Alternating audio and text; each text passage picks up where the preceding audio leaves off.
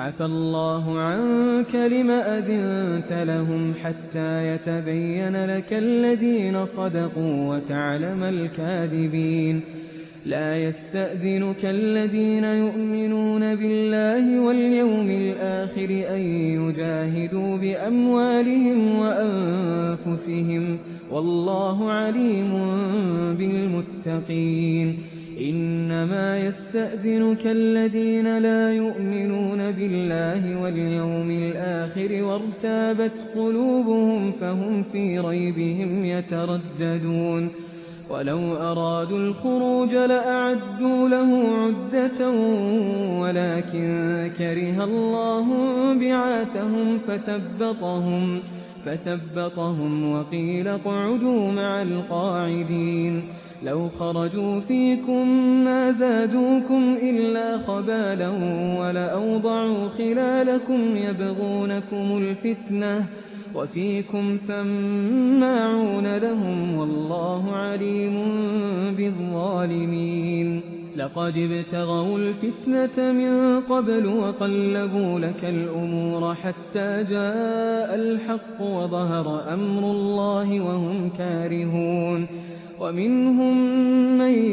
يقول ائذن لي ولا تفتني ألا في الفتنة سقطوا وإن جهنم لمحيطة بالكافرين إن تصبك حسنة تسؤهم وإن تصبك مصيبة يقولوا قد أخذنا أمرنا من قبل ويتولوا وهم فرحون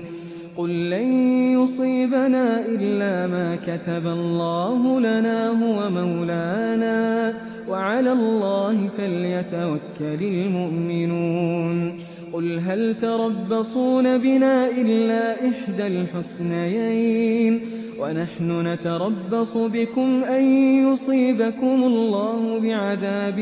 من عنده أو بأيدينا فتربصوا إنا معكم متربصون قل أنفقوا طوعا أو كرها لن يتقبل منكم إنكم كنتم قوما فاسقين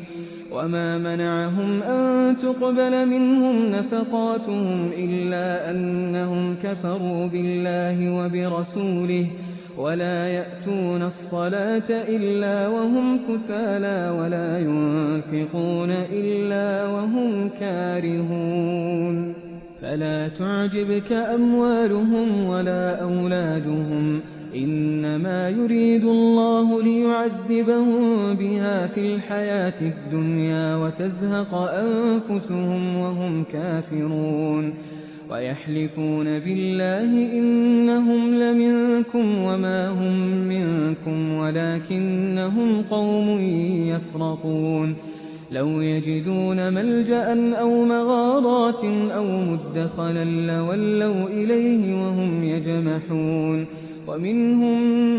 من يلمزك في الصدقات فإن أعطوا منها رضوا وإن لم يعطوا منها إذا هم يسخطون ولو أنهم رضوا ما آتاهم الله ورسوله وقالوا حسبنا الله سيؤتينا الله من فضله ورسوله إنا إلى الله راغبون